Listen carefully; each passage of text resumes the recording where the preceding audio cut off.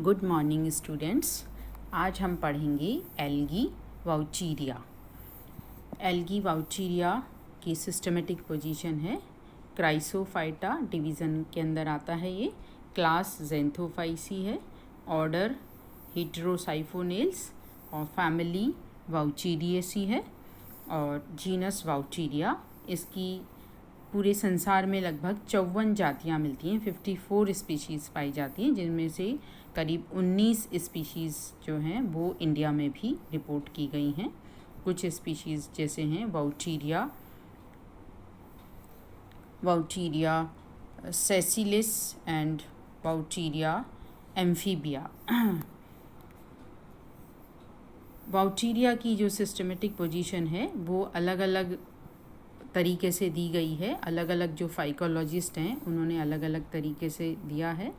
ये स्मिथ का क्लासिफिकेशन है। स्मिथ ने इसको क्राइसोफाइटा में रखा है।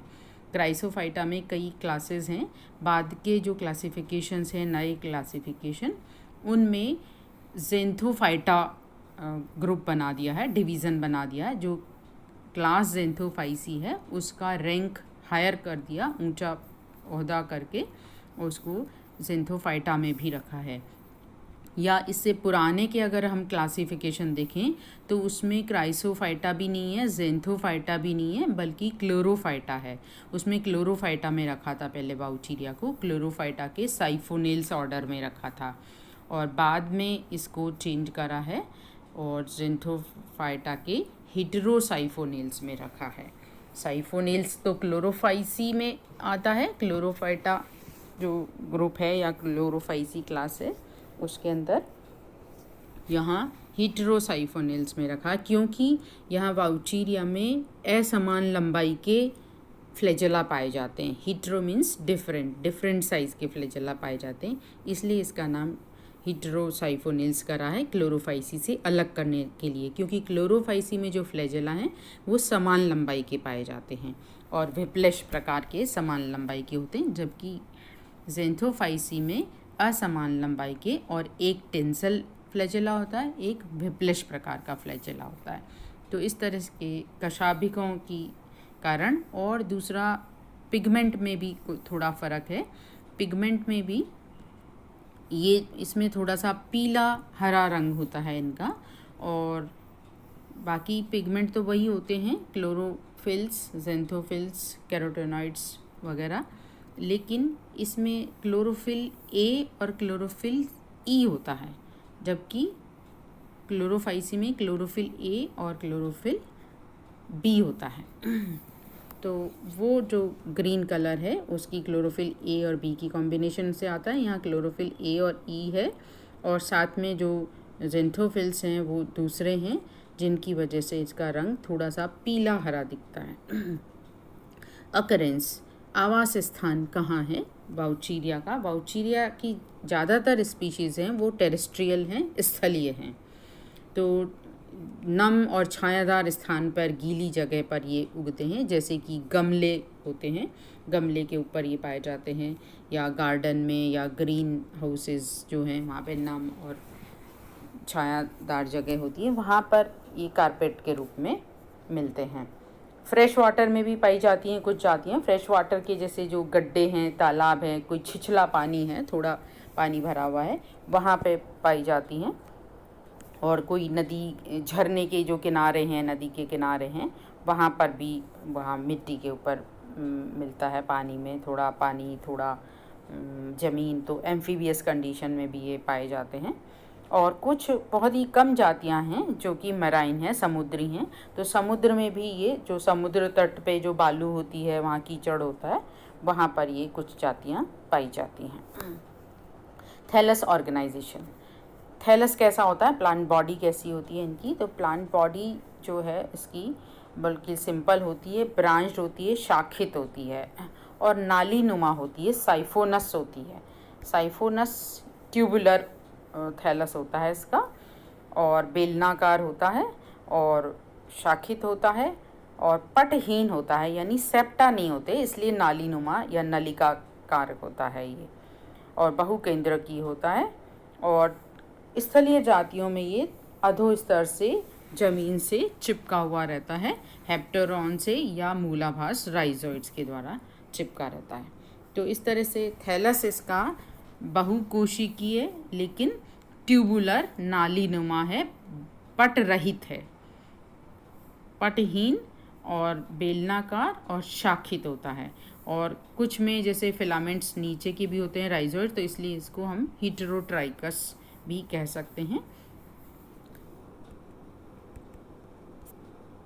ये थैलस का चित्र दिखाया है इसमें, किस तरह से ट्यूबुलर और शाखित बिना सेप्टा का थैलस है।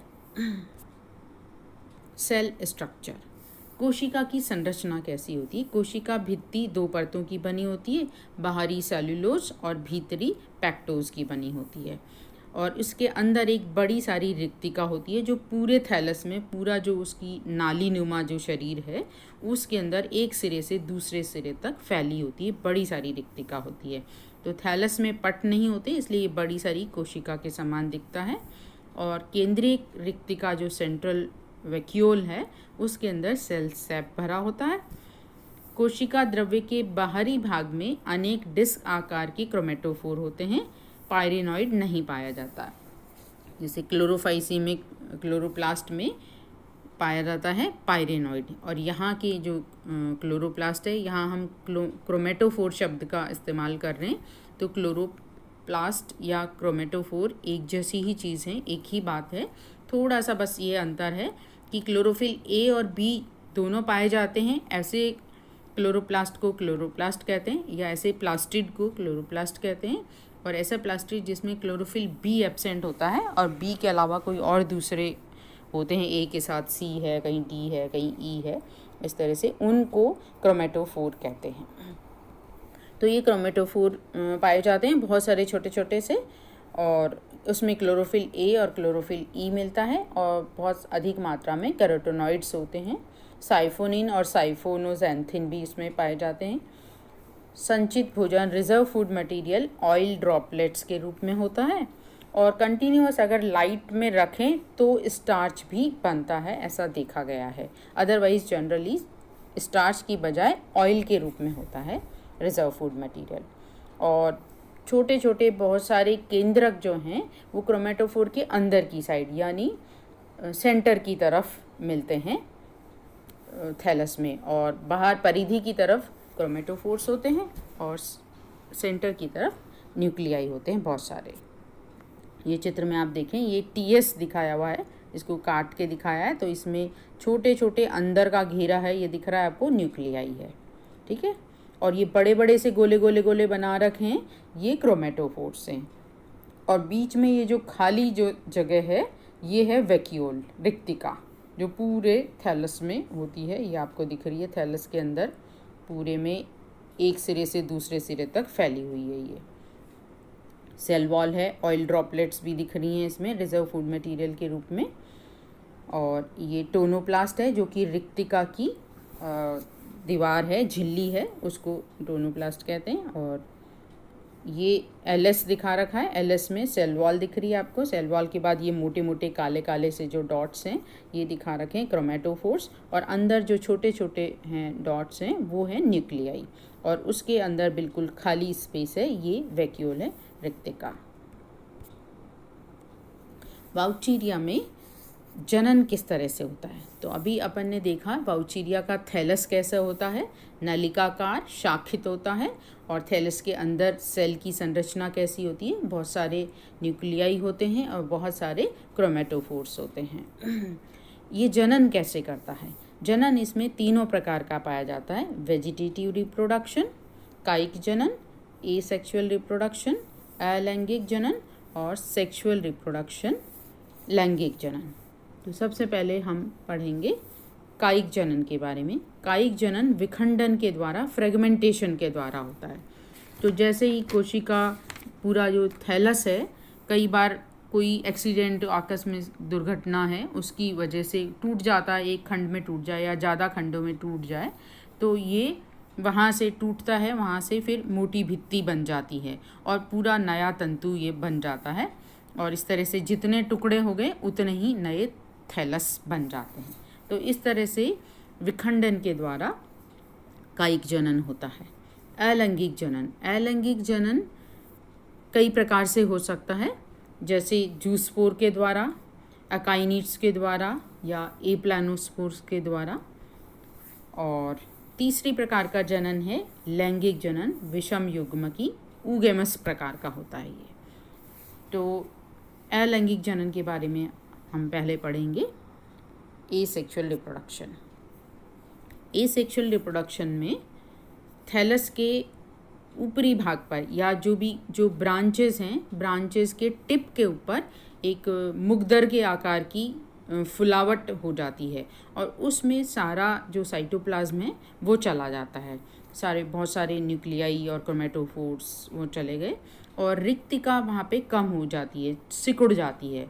और फिर धीरे धीरे ऊपर का जो क्लब शेप का पोर्शन है उसमें और नीचे का जो तंतु है उसमें एक गैप सा आ जाता है और उसमें वहाँ साइटोप्लाज्म भरा होता है, खाली न्यूक्लियस और क्लोरोप्लास्ट नहीं होते हैं वहाँ पर। और वहाँ पे बिल्कुल सकड़ी हो जाती है वैक्यूल रिक्तिका और फिर बाद में वो बिल्कुल टूट जाती है वहाँ से और ये अलग हो जाती है और यहाँ सेप्टा बन जाता है, एक सेप्टम बन जाता है। तो वैसे तो सेप्टम नहीं होते हैं वाउचीरिया के थैलस में, लेकिन रिप्रोडक्शन के समय थैलस में सेप्टा बनते हैं। अलैंगिक जनन में भी बनते हैं सेप्टा, और विखंडन में भी हमने देखा टुकड़े टूट गए तो वहाँ पे सेप्टा बन गया और पट बन जाता है वहाँ पे। और लैंगिक जनन में भी जो सेक्सुअल ऑर्गन्स बनते हैं एंथ्रीडिया ओगोनिया, वहाँ पे भी पट बनते हैं। तो सिर्फ रिप्रोडक्शन के समय ही पट बनते हैं इसमें। तो ये जो बी डायग्राम है इसमें आप देखो ये पट बन गया है और ये जूस्पोरेंजियम बन गई है। तो इस तरह से जूस्पोरेंजियम बनती है। तो जूस्पोरेंजियम बनते समय एक चीज़ और होती है, एक तो है इसकी शेप चेंज हो गई, क्लब शेप का हो गया, मुग्दर के आकार का हो गया, और जो क्रोमेटोफोर्स हैं वो अंदर की तरफ चले जाते हैं और जो न्यूक्लियाई हैं वो बाहर की तरफ, किनारे की तरफ आ जाते हैं। वैसे तो जो क्रोमेटोफोर्स होते हैं बाहर की तरफ होते हैं, जब ग्रोथ हो रही होती है, फोटोसिंथेसिस हो रहा होता है पौधे में और वो ग्रो कर रहा है तो फोटोसिंथेसिस हो रही है और उस समय जो क्रोमेटोफोर्स हैं वो बाहर की तरफ हैं। लेकिन अब जनन के समय फोटोसिंथेसिस के काम को रोककर जनन का काम हो रहा है, तो जो क्रोमेटोफोर्स हैं वो अंदर की तरफ चले जाते हैं और न्यूक्लियाई हैं वो बाहर की तरफ आ जाते हैं। और हर न्यूक्लियाई के सामने 2 फ्लैजेला बन जाते हैं। तो इस तरह से बहुत सारे न्यूक्लियाई हैं जूस्पोरेंजियम के अंदर और बहुत सारे फ्लैजेला बन गए। तो ये एक इस तरह से पूरा बड़ा सारा जूस्पोर बन गया। तो ये एक तरह से सिन जूस्पोर है, कंपाउंड जूस्पोर है, यानी एक जो जूस्पोर है उसमें 2 फ्लैजेला हैं। तो इतने सारे जो जूस्पोर के दो फ्लैजेला और हर एक का एक न्यूक्लियस मिल के ये सारे जूस्पोर सब जुड़े हुए हैं। ये अलग नहीं हो सकते हैं, एक दूसरे से जुड़े ही रहते हैं, इसलिए इनको सिंजूस्पोर या कंपाउंड जूस्पोर कहते हैं। और ये पूरा बीजाणुधानी में से ये पूरा बड़ा एक सिंजूस्पोर बाहर निकलता है, छेद हो जाता है इसमें बीजाणुधानी की भित्ति में और उसमें से ये पिचक के ये बाहर निकल जाता है अमीबॉइड मूवमेंट के द्वारा। फिर ये तैरता रहता है, पानी में स्विम करता है सारे फ्लैजेला के एक साथ, और फिर कहीं थोड़ी देर में जाके रेस्ट करता है कोई सही जगह देखकर, और वहाँ पे उसका अंकुरण शुरू हो जाता है। तो अंकुरण इस तरह से शुरू होगा। ये देखो यहाँ इसमें चित्र में दिखा रखा है किस तरह से ये क्लोरोप्लास्ट हैं, ये अंदर की तरफ आ गए हैं और ये बाहर की तरफ न्यूक्लियस है, न्यूक्लियस के आगे 2 फ्लैजेला बन गए हैं ऐसे। तो इस तरह से ये इसको सिन जूस्पोर कहते हैं। बहुत सारे जूस्पोर जो हैं ये वो एक साथ जुड़ गए हैं। अब इसमें जब स्विम करता है कुछ देर और फिर एक सबस्ट्रेटम के ऊपर आ जाता है, उसके बाद ये फ्लैजेला विड्रॉ कर लिए जाते हैं, खींच लिए जाते हैं अंदर और फ्लैजेला समाप्त हो गए। तो ये डीफ्लैजिलेटेड जूस्पोर बन गया, इसमें कोई फ्लैजेला नहीं है। अब डीफ्लैजिलेटेड इस जूस्पोर में जर्मिनेशन होगा और ये ट्यूबुलर आउटग्रोथ निकली और इसमें शाखा हो जाती हैं और शाखा में से एक शाखा जो है राइजोइड बना देती है और बाकी शाखाएं जो हैं वो थैलस बना देती हैं। इस तरह से ये देखो दोनों तरफ ये शाखाएं निकली हैं, तो ये थैलस का निर्माण हो गया। ये दूसरा प्रकार का जनन है एप्लानोस्पोर। जूस्पोर का भी हमने देखा, तो बिल्कुल उसी तरीके से एप्लानोस्पोर बनते हैं, बस कुछ विपरीत परिस्थितियां बनने लग जाती हैं। कई बार जैसे पानी सूखने लग जाता है या ज़्यादा टेम्परेचर कम हो गया तो फिर एप्लानोस्पोर बन जाते हैं। वही जूस्पोरेंजियम बन रही है जैसे, और जूस्पोर बनते बनते ही एप्लानोस्पोर बन गया, यानी फ्लैजेला का निर्माण नहीं हुआ तो ये एप्लानोस्पोर बन गया। और इसका अंकुरण भी उसी तरीके से हो जाता है, ट्यूब के रूप में 2 ट्यूब निकलती हैं, एक ट्यूब से राइजोइड निकल जाते हैं। कई बार ये थैलस में रहता हुआ है, थैलस में ही प्रेजेंट है और उसके अंदर ही अंकुरण हो गया। ये देखिए आप ई जो चित्र है इसमें बता रखा है जर्मिनेटिंग एप्लानोस्पोरेंजियम, स्पोरेंजियम के अंदर है, वहीं जर्मिनेशन हो गया और नया थैलस बन गया।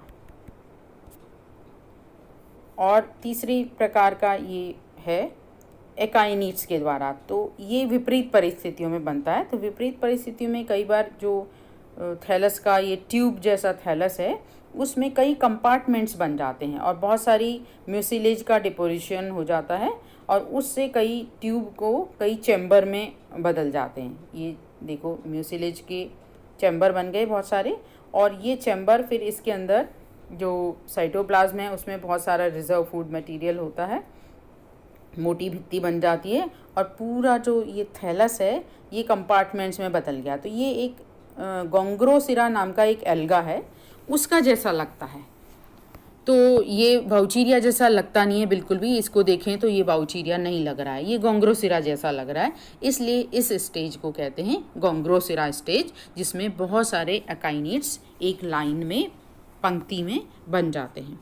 तो ये एकाइनेट्स मोटी भित्ति वाले होते हैं और ये निश्चेष्ट बीजाणु भी होते हैं, ये पड़े रहते हैं, सुप्तावस्था में रहते हैं, और जब अनुकूल परिस्थितियां आती हैं अगले साल अगले मौसम में तब इनका अंकुरण हो जाता है। तो अंकुरण कैसे होता है, ये जो निश्चेष्ट बीजाणु है एकाइनीट है उसमें बहुत सारी सिस्ट बन जाती हैं, छोटी छोटी, ये दिखा रखी अमीबा की जैसी सिस्ट बन जाती हैं और ये सिस्ट बाहर निकल जाती हैं और ये अमीबा की तरह से मूवमेंट करती हैं कुछ देर और उसके बाद मूवमेंट बंद हो जाती है इनकी और चारों तरफ वॉल बन जाती है, इनकी कोशिका भित्ति बन जाती है और उसके बाद इनका अंकुरण होता है, नया थैलस बन जाता है, जैसे कि जूस्पोर या एप्लानोस्पोर के द्वारा ट्यूब बनती है और ट्यूब से पूरा थैलस का निर्माण हो जाता है। इस प्रकार ये एकाइनीट के द्वारा जनन होता है। तो अगले लेक्चर में हम पढ़ेंगे लैंगिक जनन। Thank you.